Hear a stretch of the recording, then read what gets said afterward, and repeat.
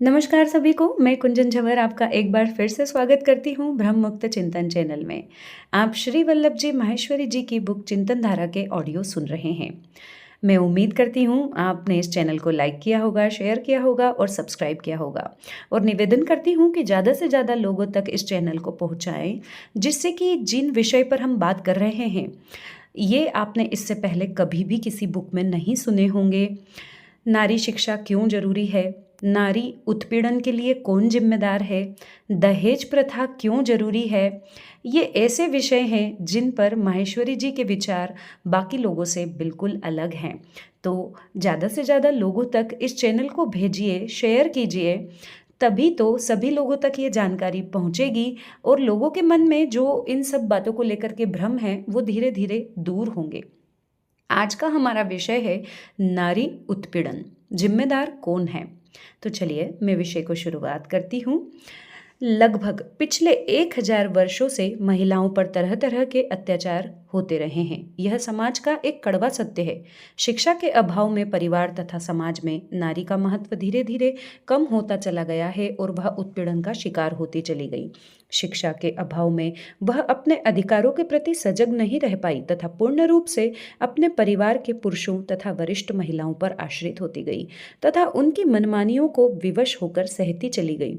यह सिलसिला आज भी समाज के एक बहुत बड़े वर्ग में जारी है और इसे रुकना ही चाहिए। इस बात से कोई भी सजग व समझदार व्यक्ति इनकार नहीं कर सकता। इसके लिए यह जानना परम आवश्यक है कि नारी के उत्पीड़न के लिए वास्तव में जिम्मेदार कौन है। इसे स्पष्ट रूप से समझ लेने के बाद ही उत्पीड़न रोकने के सही उपाय सफल हो सकते हैं। नारी उत्पीड़न के मामले में एक धारणा यह है कि इसके लिए पुरुष वर्ग जिम्मेदार है। कुछ हद तक यह सही भी है, पर यह पूरा सच नहीं है। भारत पर लगभग 700 वर्षों तक मुसलमान शासकों का शासन रहा। इस्लामिक विचारधारा में महिलाओं को न्यूनतम अधिकार प्राप्त होते हैं। शासक वर्ग इसी विचारधारा के होने के कारण इसका असर जनसाधारण पर भी पड़ा। महिलाओं की शिक्षा को भी विशेष महत्व नहीं दिया जाता तथा उन्हें कड़े पर्दे में रहने की व्यवस्था भी इस्लामिक विचारधारा में है। इसके अतिरिक्त अपनी महिलाओं को शासक वर्ग के प्रभावशाली व्यक्तियों की कामलोलुपता से बचाने के लिए भी भारतीय महिलाओं को घर के अंदर तथा पर्दे में रहने को विवश होना पड़ा था। इन ऐतिहासिक कारणों से सदियों तक महिलाओं को अधिकार विहीन होकर अशिक्षित ही रहना पड़ा था और पुरुषों के वर्चस्व को स्वीकार करना पड़ा था। यही पुरुष वर्चस्व कई मामलों में पुरुष अत्याचार में भी बदल गया था और महिलाओं का जीवन कठिन हो गया था। आज भी महिलाओं में अशिक्षा के कारण कुछ अंश में, विशेषकर निर्धन वर्ग में, पुरुष अत्याचार जारी है, परंतु शिक्षित तथा समृद्ध वर्गों में भी नारी उत्पीड़न होता है, जिसका कारण पुरुष वर्ग नहीं है। आज शिक्षित तथा समृद्ध वर्ग में जो पुत्र वधुओं को सताने तथा हत्या के मामले सामने आ रहे हैं, उसमें ज़्यादातर महिलाएं ही जिम्मेदार पाई जा रही हैं। इन मामलों में प्रमुख रूप से 2 कारण प्रकाश में आ रहे हैं। एक तो दहेज की कमी तथा दूसरा सास का बहू के प्रति कठोरतापूर्ण व्यवहार। जब कोई परिवार अपने पुत्र का विवाह करके किसी की पुत्री को अपने परिवार में बहू बनाकर लाता है, तो उस बहू को अपने परिवार का एक अभिन्न अंग बनाने की सारी जिम्मेदारी उस घर की महिलाओं की ही होती है।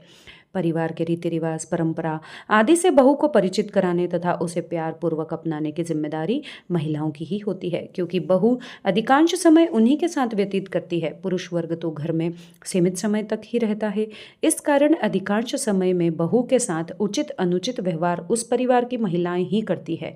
महिलाएं ही उस नववधु को दहेज के बारे में या उसके कामकाज के बारे में ताने मारती रहती हैं। महिलाएं नववधु को एक महिला न मानकर एक बाहरी व्यक्ति मानकर व्यवहार करती हैं और उनका कठोर व व्यंग्यात्मक व्यवहार कभी कभी अत्याचार की सीमा तक चला जाता है।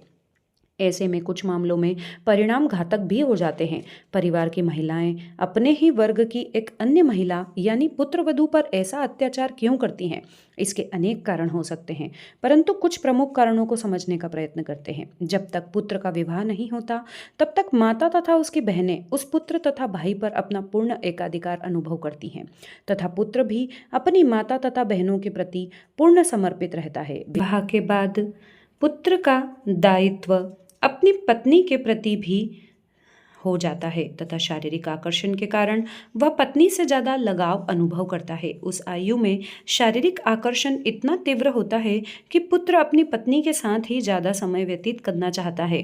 ऐसे में उसकी माता तथा बहनें यह अनुभव करने लगती हैं कि कहीं उनका बेटा तथा भाई उनके प्रति अपना दायित्व भूल न जाए। यह भय उन्हें परेशान करने लगता है और पुत्र अथवा भाई के इस बदले व्यवहार के लिए वे नववधू को ही उत्तरदायित्व मानती हैं तथा उसके प्रति कठोर हो जाती हैं। कुछ परिवार में महिलाएं दहेज में अपेक्षित धन न मिल पाने के कारण नववधू के प्रति असंवेदनशील हो जाती हैं। किसी किसी मामले में परिवार की महिलाएं नववधू को प्रारंभ से ही अपने नियंत्रण में रखने के लिए उसे बात बात पर अपमानित करती रहती हैं। इन कुछ प्रमुख कारणों से परिवार की महिलाओं का व्यवहार नववधू के साथ अमानवीय हो जाता है। जहाँ तक परिवार के पुरुषों का संबंध है, उनमें नववधू का पति तो उसके प्रति तीव्र शारीरिक व मानसिक आकर्षण की अनुभूति करता है और उसके प्रति अपने कर्तव्य को समझकर नववधू से सहयोग करता है। अन्य पुरुषों से नववधू का कोई विशेष संपर्क नहीं हो पाता तथा अधिकांश समय घर के बाहर रहने के कारण वे प्रायः तटस्थ ही रहते हैं। जहाँ कहीं नववधू की प्रताड़ना अथवा हत्या में पुरुषों को शामिल पाया गया है, वहां पर भी परिवार की महिला की नववधू के प्रति नियमित शिकायत तथा झूठे आरोप ही मुख्य कारण रहे हैं। न्यायालय में पहुंचे मामलों में भी मुख्य रूप से महिलाएं ही दोषी पाई गई हैं और पुरुष उनके सहयोग करने के दोषी पाए गए हैं। यदि परिवार की महिलाएं नववधू के प्रति ममता तथा अपनत्व की भावना प्रदर्शित करके उसे परिवार के अभिन्न सदस्य के रूप में अपना ले, तो परिवार का पुरुष वर्ग चाहकर भी उस नववधू को प्रताड़ित नहीं कर सकता। यदि नववधू को परिवार की महिलाओं का सहयोग व संरक्षण प्राप्त हो जाए तो उसका उत्पीड़न हो ही नहीं सकता। इस प्रकार किसी भी दृष्टिकोण से विचार करने तथा तथ्यों का विश्लेषण करने पर शिक्षित तथा समृद्ध परिवारों में महिला के उत्पीड़न के लिए मुख्य रूप से महिलाएं ही जिम्मेदार सिद्ध होती हैं। इतना ही नहीं, बल्कि अशिक्षित परिवारों में भी यदि नववधू को परिवार की महिलाओं का सहयोग व संरक्षण प्राप्त हो जाए तो नववधू का उत्पीड़न काफी तक कम अवश्य हो सकता है। इसलिए आधुनिक काल की नारी की यह धारणा कि नारी उत्पीड़न के लिए मुख्य रूप से पुरुष वर्ग जिम्मेदार है, सही प्रतीत नहीं होती। आज की शिक्षित नारी अपनी गलत धारणा के कारण महिला उत्पीड़न के लिए मुख्य रूप से पुरुष वर्ग को दोषी मानकर पुरुषों के प्रति पूर्वाग्रह से ग्रसित हैं। वर्तमान काल के सभी नारी संगठन इसी धारणा के अंतर्गत नारियों को आर्थिक रूप से सशक्त बनाकर पुरुषों से संघर्ष करने के लिए प्रेरित कर रहे हैं। यह एक अति हानिकारक विचार है और इसके परिणाम समाज के लिए तथा परिवार के लिए तो हानिकारक हैं ही, अपितु स्वयं नारी के लिए ज़्यादा नुकसानदायक होंगे। पुरुषों के प्रति आक्रोश की भावना तथा स्वयं को पुरुष से श्रेष्ठ सिद्ध करने की धुन में नारी अपनी शारीरिक व मानसिक संरचनाओं की सीमा को स्वीकार नहीं कर रही है तथा जीवन के प्रत्येक क्षेत्र में पुरुषों से प्रतिस्पर्धा करने को तैयार हो रही है। पुरुषों के समान वस्त्र धारण करना, पुरुषों जैसे बाल रखना, पुरुषों जैसा शारीरिक व मानसिक श्रम करना, पुरुषों के साथ मिलकर कार्य करना, कार्यस्थल में तथा वहां आने जाने में दिन या रात्रि के समय का ख्याल न रखना आदि कार्यों को अपनाकर आज की शिक्षित नारी गौरवता का अनुभव कर रही है। वह यह नहीं समझ पा रही कि घर से बाहर के असुरक्षित वातावरण में ज़्यादा समय व्यतीत करने का निर्णय लेकर नारी ने स्वयं को शोषण व उत्पीड़न के लिए ज़्यादा उपलब्ध करा दिया है। आज नारी के प्रति बढ़ते यौन अपराध तथा अभद्र व्यवहार इसी गलत रास्ते पर नारी द्वारा कदम रखने का ही दुष्परिणाम है। फिर भी नारी अपनी अदूरदर्शिता के कारण अपने गलत कदम को गलत मानने को तैयार ही नहीं है, बल्कि इसके लिए भी वह पुरुष मानसिकता और पुरुष में यौनाकर्षण के प्रति नियंत्रण का अभाव मानकर पुरुष को ही दोषी सिद्ध कर रही है। नारी अपने प्रति इन अपराधों के लिए ज्यादा कड़े कानून बनाने की मांग कर रही है। पुरुष का नारी शरीर के प्रति तीव्र आकर्षण एवं स्वाभाविक तथा प्रकृति प्रदत्त प्रवृत्ति है। इसे कानून की कड़ाई तथा दंड प्रक्रिया नियंत्रित नहीं कर सकती। पुरुष जब नारी को घर के बाहर सहज रूप से उपलब्ध अनुभव करता है तो अपने तीव्र आकर्षण के कारण नारी शरीर को प्राप्त करने के लिए वह हर संभव प्रयास करता है, भले ही बाद में उसे पछतावा हो या दंडित होना पड़े। नारी शरीर के आकर्षण से स्वयं पर संयम रख पाने वाले व्यक्तियों की संख्या समाज में 5% से ज़्यादा नहीं होगी। कुछ अन्य व्यक्ति समाज के डर व अपनी प्रतिष्ठा के कारण मजबूरी में स्वयं पर नियंत्रण रखने को बाध्य होते हैं। दुर्भाग्य से अधिकांश व्यक्ति ऐसा कर पाने की क्षमता नहीं रखते। स्थिति और भी तब जटिल हो जाती है जब नारी अपनी स्वतंत्रता तथा अपने अधिकारों की दुहाई देकर धनोपार्जन के लिए किसी भी सीमा तक अंग प्रदर्शन के लिए तैयार हो जाती है। यौन अपराधों के लिए कितने भी कड़े कानून बन जाएं, अपराधी को सजा भी मिल जाए, परंतु इस बात से तो इनकार नहीं किया जा सकता कि इस प्रकार के कुकृत्यों का दुष्परिणाम तो नारी को ही भुगतना होता है। ऐसा विचार सामने रखकर पुरुष मानसिकता का बचाव नहीं किया जा रहा है, बल्कि पुरुष की नारी शरीर के प्रति तीव्र आकर्षण की सत्यता को स्पष्ट किया जा रहा है। यही गहरा मनोवैज्ञानिक कारण है जिसे समझकर प्राचीन भारतीय समाज विज्ञानियों ने नारी का कार्यक्षेत्र घर के अंदर का सुरक्षित वातावरण ही माना था, जिसे आज पुरुष वर्चस्व का प्रमाण बताकर निंदित किया जा रहा है। विचारणीय बात यह है कि क्या आज की शिक्षित तथा स्वतंत्रता समर्थक नारी सिनेमा, टेलीविजन, विज्ञापन, सौंदर्य प्रतियोगिताओं आदि के लिए भरपूर अंग प्रदर्शन करके स्वयं को शोषण व उत्पीड़न के खतरे में नहीं डाल रही है?